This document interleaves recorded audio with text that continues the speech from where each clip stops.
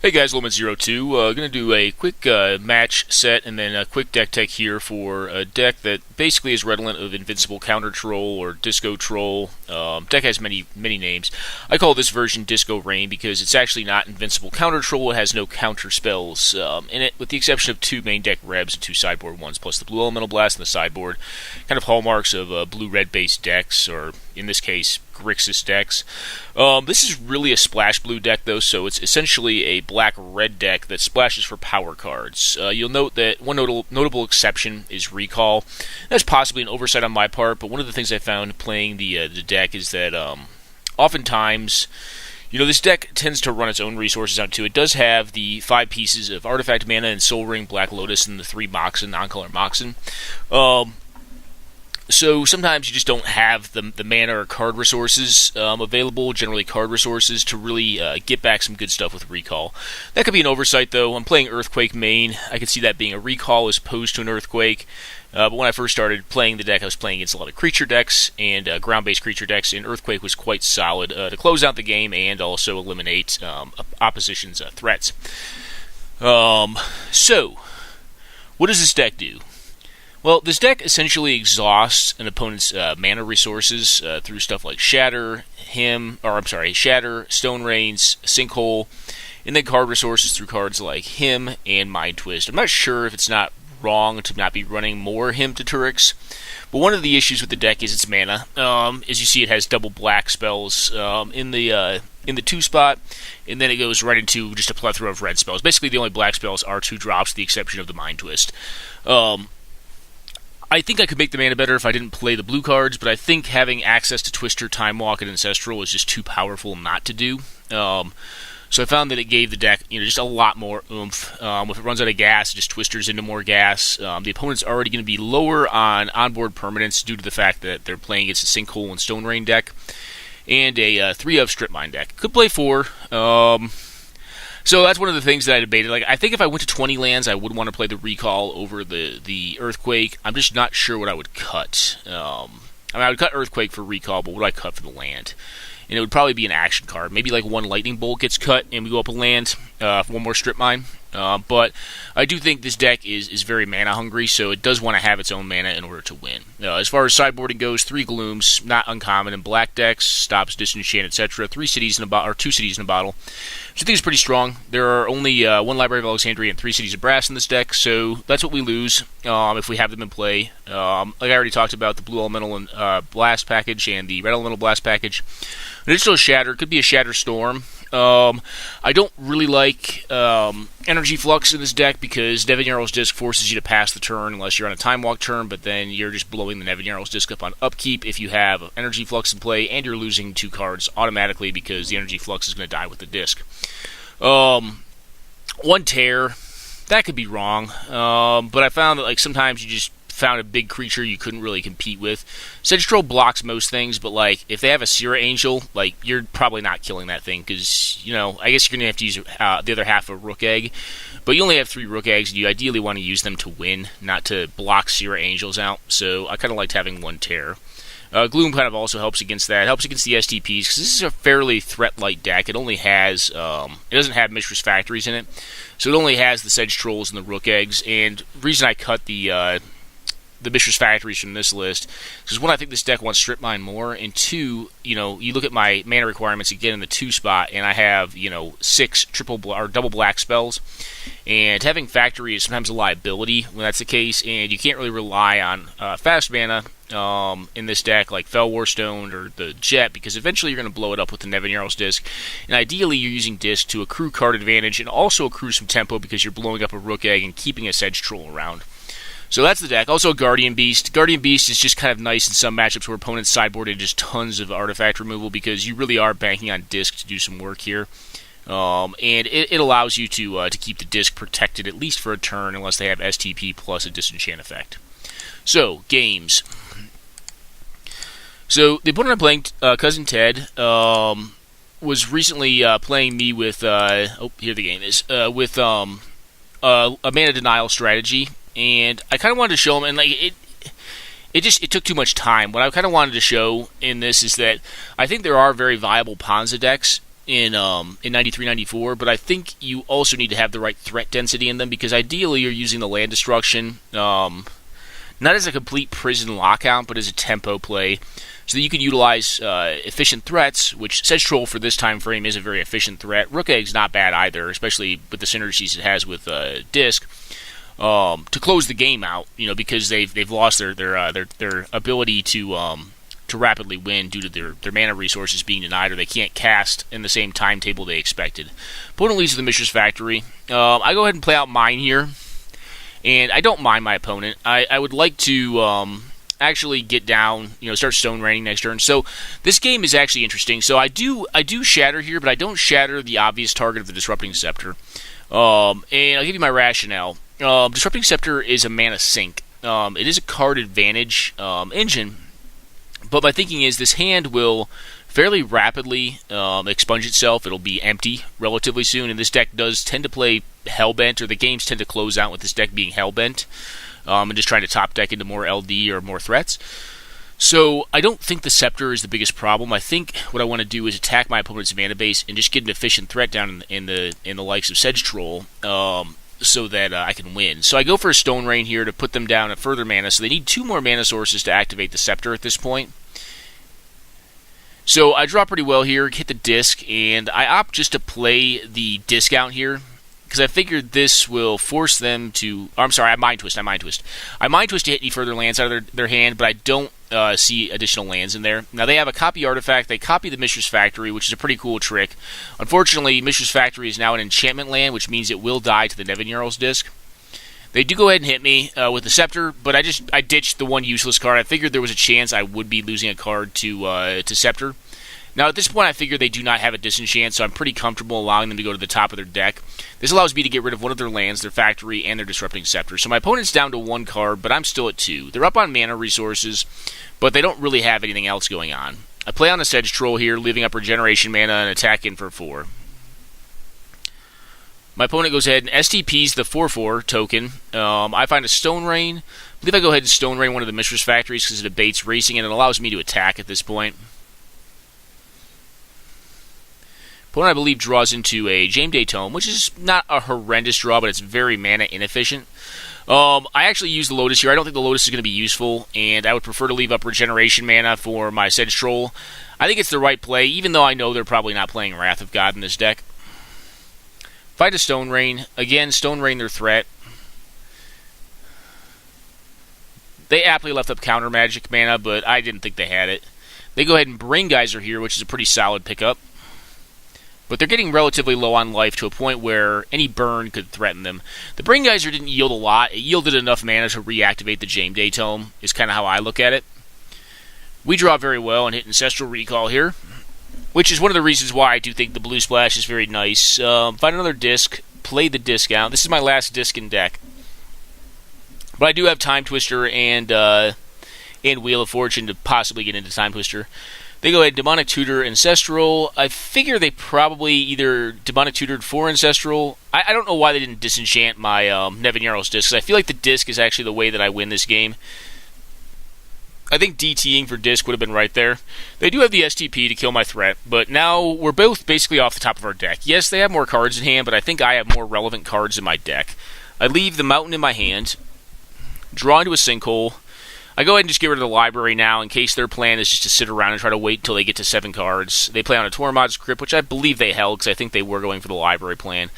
And I just continue to hit their mana base. I could be holding cards to draw up to library, but I think just exhausting their resources is going to be more beneficial because I think it's going to put them in a position where they want a Time Twister or do a draw 7 as well. Find him to Turek him here, and I believe get Mind Twist plus a Disenchant. They resolve their own Disc, which doesn't really worry me. I mean, Disc is kind of not that good against my deck. I mean, I run Disc because it's synergistic with a lot of my cards. But I find out what their plan was. Their plan was to transmute Artifact into a Suchi so they could try to win the game. But I've drawn Lightning Bolt at this point, and they're on 2 cards. They play one of them out, which is a Strip Mine. And I draw into the Quake here. I bolt them for 1, and then Earthquake for... I bolt them for 3, and then Earthquake for 1. Try to play around Power Sync, but if they had Power Sync, they were going to get this anyways. So, This is one of the issues with threat-light decks, and why I think resource denial decks like the Disco Rain deck that I'm playing right now have a fairly favorable matchup against them. Is because a lot of their cards don't do anything. Like as you saw, they had to go for a Su-Chi here just so they could. That was like their one remaining way to close the game out. Because I think they run 2 factories and a Su-Chi to close the game out. Everything else is reaction. But when your mana is being denied, you have probably about like 6 or 7 less lands than you should at this point. Your deck's not going to function as well as it should because realistically, this deck, the way it accrues advantage is through Scepter and then through Jameday Tome. And if you have to tap out to use those resources every time, then it just exposes you to instant speed burn, Earthquake, and with the decent early/mid game that this deck has, I was able to get my opponent fairly low and get them into burn range, and then just eventually mise into it after I've seen half my deck. So game 2.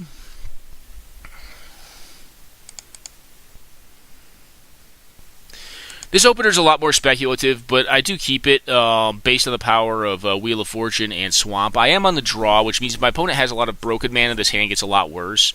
So the worst is actualized for us. My opponent has multiple pieces of fast mana.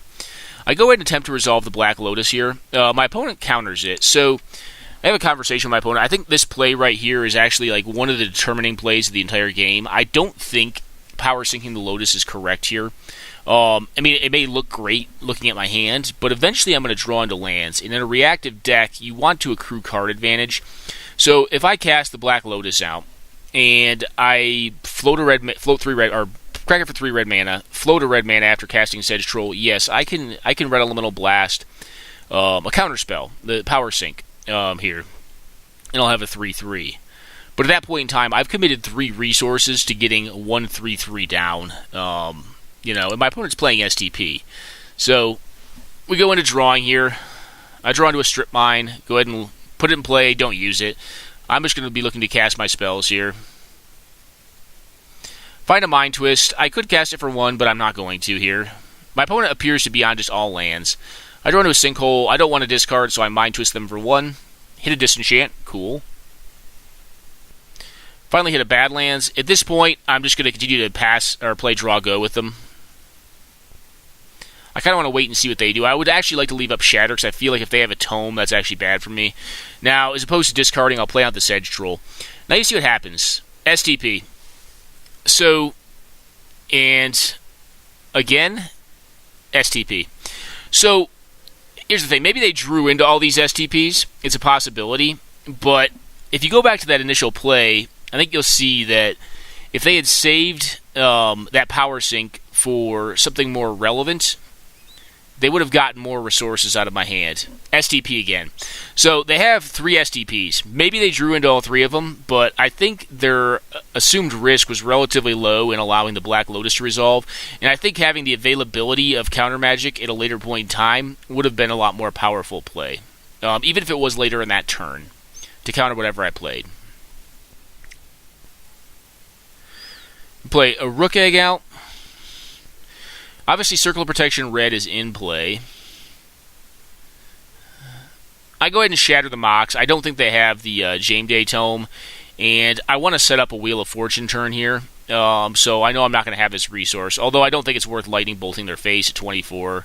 I'd rather have the mana resources to hit a Stone Rain and ideally Stone Rain them. They go ahead and blow up my Soul Ring. That's fine by me.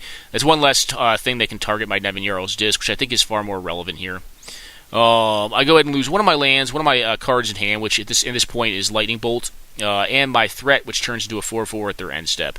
So I don't feel too bad about that exchange. Find another Stone Rain, and I'm going to go ahead and continue just to exhaust my Stone Rains, because I'd like to reduce my hand size so that I can Demonic Tutor, possibly for Twister at some point, or maybe Disc.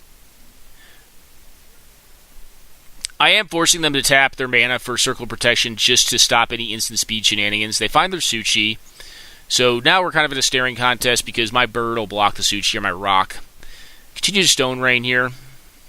I want to get rid of their green mana because that does allow regrowth to happen, and I figure it's probably pretty necessary for their long game to have the ability to continually Time Twister their deck.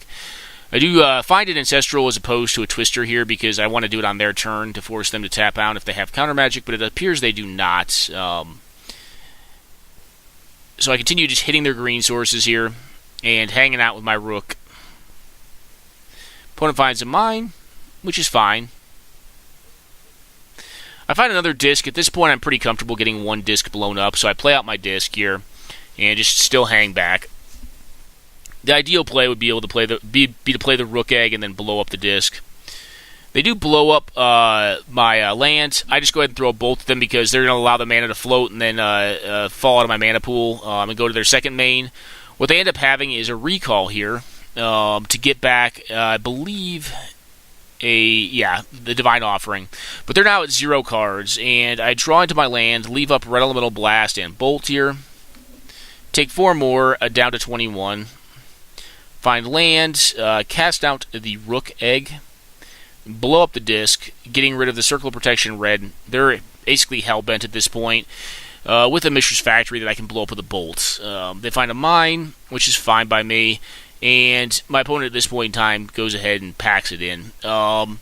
So what the plan had been here is if the game had gone on, I would have played Rook Egg out, leaving up City of Brass, possibly Lightning Bolted on their second main before beginning of end step, the other Rook Egg, to get 8 power in the air. Or maybe not, but I would have resolved the Rook Egg this turn on my second main at a minimum. And this game appears to be kind of going our way. Our opponent's hell-bent at this point. They do have more cards in their library, but we know due to how they recalled that the Time Twister is out of their deck, so their ability to draw 7 is now completely reliant upon finding regrowth for Tropical Island to get the Time Twister back. So if I ever find Land Destruction, the first target is going to be that Tropical Island. To keep them off of that. I don't really mind the Mishra's Factory. If they want to start hitting me, that's fine. 8 beats 2 any day of the week. And, and even if they do find the regrowth, I do have the 2 Red Elemental Blast to kind of combat that as well. So I feel like we're in a very good spot here. They have expent all of their STPs. Yes, all of their Swords to Plowshares. So this threat's probably going to get there outside of them having something along the lines of, like, the Abyss, which they may or may not run in the deck. I don't know. But right now, they can't even cast that. And I believe their Lotus is gone and their Jet is gone. So yeah, they're short of Jet, they're short of Lotus, so they would need a City of Brass to play that. Which puts them in a pretty bad place.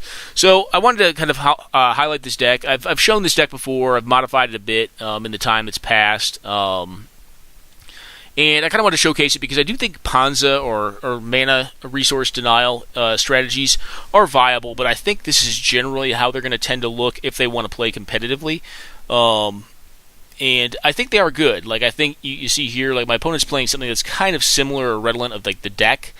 It's a little different, but it's similar to the deck. He doesn't have as many Cities of Brass, but I tend to like City of Brass in the deck because it's just the reliance of on it. I think is pretty huge in a 5-color deck, 5-color control deck. But I assume he's pretty much playing that. But I do think that like a mana or resource denial strategy can have a lot of benefits against like versions of the deck. And I think this game set kind of goes to show, how that matchup can play out.